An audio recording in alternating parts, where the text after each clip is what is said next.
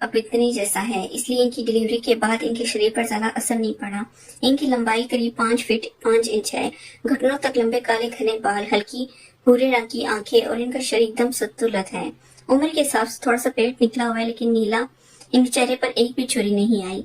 साफ सुथरी गोरी तवज्जो, एक अक्षरक महिला है। कुल मिलाकर किसी भी आदमी को अक्षरत करने के लिए जो चाहिए वो सब इनके पास है। जब से मैंने इन्हें पहली बार देखा था तब से मेरा मन इनके लिए अक्षरत हो गया था, लेकिन समाज के नियम संस्कार और रिश्ते नाते सोचकर मैं अपने मन को समझा लेता था। शादी के बाद जब मेरा बेटा पैदा हुआ और पत्नी को 4 महीने बाद नौकरी ज्वाइन करनी पड़ी, तब से सासू माँ ने बेटे की देखभाल अपने हाथों में ले ली थी।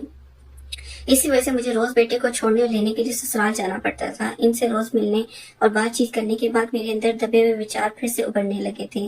तब मैंने ठान लिया कि एक दिन इनसे अपनी मन की बात जरूर कहूंगा। कई दिनों तक मैंने कोशिश की, लेकिन हिम्मत नहीं जुटा पाया। कुछ दिन गुजारे और इसी बीच ससुर जी के किसी दोस्त की मैरिज पर जाना था। ससुर जी खाने पीने के शौकीन थे और दारू वारू भी पी लेते थे, इसलिए वो शादी में 7 दिन पहले ही चले गए।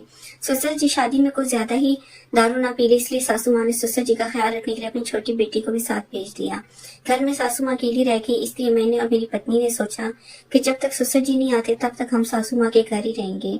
हम दोनों को नौकरी से शाम के 5 बजे छुट्टी हो जाती है, लेकिन मेरी ड्यूटी मेरे शहर में ही होने की वजह से मैं 5:30 पर ही घर आ जाता हूँ। लेकिन मेरी पत्नी की ड्यूटी शहर के दूसरे ब्लॉक में है, इसलिए वो वहां से 5:15 बजे बस से शहर आ जाती हैं और मैं इनको बाइक से घर ले आता हूँ। आज हम घर में सिर्फ मैं और मेरा बेटा और मेरी सासू माँ रह गए थे। जब भी मैं अपने ससुराल से अपने बेटे को लेने जाता तो मैं वहां से चाय जरूर पीता था और चाय मेरी साली साहिबा बनाती थी। आज शाम जब मैं ससुराल गया तो मेरा चाय पीने के लिए किया, लेकिन मेरी साली साहिबा तो ससुर जी की साथ शादी में गई थी, इसलिए आज चाय सासू माँ बनाने वाली थी। वो किचन में चाय बनाने के लिए गई। चाय बनाने के दौरान अचानक किचन में से जोर से गिरने की आवाज आई। जब जाकर देखा तो सासू माँ जमीन पर गिरी हुई थी। जब वो ऊपर से चीनी का डब्बा उतारने की कोशिश करती तभी पैर फिसल गया और वह गिर गई। इनके पैर में चोट आ गई, जिससे चलने में दिक्कत हो रही थी। तब मैंने इन्हें सहारा देकर उठाया और बाहर के कमरे तक ले गया। सासू माँ ने कहा, बेटा बहुत तकलीफ हो रही है, कुछ मलहम या दवाई दे दो। वह इस कमरे की अलमारी में सब कुछ रखा होगा। मैं अंदर गया, मलहम उठाकर ले आया। मैं अपनी सासू माँ के हाथों में दे दिए। इन्होंने मलहम अब तक हाथ में लिया और लगाने लगी। कुछ पल सोचने के बाद मैंने कहा, अगर आपको कोई परेशानी ना हो तो मैं लगा देता हूँ। वो हल्का सा मुस्कुराई और बोली, बेटा अगर तुम चाहो तो लगा दो। मैंने मन में सोचा किसी बहाने आज पैर छूने का मौका मिलेगा, बाकी बातें बाद में देख लेंगे। फिर मैं इनका पैर अपने हाथों में लिया और तलवे पर हल्के हाथ से मलहम लगाकर मालिश करने लगा। इनके चेहरे पर सतनुज के भाव दिखाई दे रहे थे। दर्द वाली जगह पर हल्के और बाकी हिस्से पर थोड़े जोर से दबा देते हुए मैं मस करता रहा। थोड़ी देर के बाद मैंने इनसे पूछा, अब कैसा लग रहा है माँ जी? इन्होंने कहा, बहुत अच्छा लग रहा है।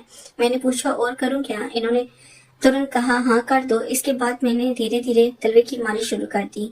अनुभव के आधार पर मैं जान गया था कि कहाँ कहाँ दर्द हो सकता है। फिर कुछ मिनट के बाद मैंने पूछा, सासू माँ कैसा लग रहा है? हाँ, तीनों ने कहा, अब आराम महसूस हो रहा है, बस अब ठीक है बेटा, अपने घुटनों पर खुद लगा लूंगी। इनके ऐसे कहने से मेरा सारा एहसास ठंडा पड़ गया, लेकिन मैंने हिम्मत करके फिर कहा, अगर आपको कोई आपत्ति ना हो तो मैं घुटनों की मालिश कर देता हूँ। मुझे पता नहीं था कि इनका जवाब क्या होगा, लेकिन इन्होंने हंसते हुए कहा, तो पर मलहम लगाते मैं इतना झनक रहे थे, अब घुटनों पर लगाने के लिए तैयार हो गए। इस सवाल से मैं चौंक गया। समझना ये आया कि जवाब दूं, तभी वो बोली, बेटा अगर तुम लगाना चाहते हो तो लगा दो, मुझे कोई आपत्ति नहीं है। ये सुनकर मैं संभलते हुए बोला, मैं तो बस आपकी मदद के लिए कह रहा था, क्योंकि मेरी मालिश की। लेकिन ज्यादा कुछ कहे बिना ही मैं घर से बाहर चला गया। तब इनके चेहरे पर एक अपनापन साफ झलक रहा था। रास्ते में मन में बस यही ख्याल था, कभी कभी रिश्ते अपनी असली मायने तभी समझ आते हैं जब हम दिल से किसी की मदद करते हैं। शायद आज के दिन हमारे रिश्ते की एक नई शुरुआत थी। फिर मैं अपनी पत्नी के पास पहुंचा तो मेरी पत्नी पूछे, इतनी देर क्यों हो गई आने में? तब मैंने मुस्कुराते हुए कहा कि माँ का ख्याल रख रहा था। मेरी पत्नी मेरी तरफ देखा और बिना कुछ कहे मुस्कुरा दी। फिर हम दोनों ससुराल में आकर सासू माँ मुझे मुस्कुरा के देख रही थी। मेरे मन में एक अजीब सी शांति थी। शायद कुछ रिश्ते ऐसे होते हैं। आज हमें ये रुके हुए दूसरा दिन था और हमें 3 सरकारी छुट्टियां आ गई, 2 सरकारी छुट्टी और 1 रविवार। अब हम दोनों पति पत्नी ससुराल में ही रहने वाले थे। सासू माँ के गिरने की वजह से इनके पैर में मोच आ गई थी, जिससे इनको चलने में दिक्कत हो रही थी। इसलिए मेरे पति ही माँ जी को कंधे का सहारा देकर इधर उधर लेकर जाती। अगर सरकारी छुट्टियां न होती तो सासू माँ की मदद करने का सौभाग्य मुझे प्राप्त होता, लेकिन मेरे फूटे कर्म जिनकी सेवा करने का मौका भी मिला। तो दोस्तों, मेरी कहानी कैसे लगी कमेंट करके बताएं।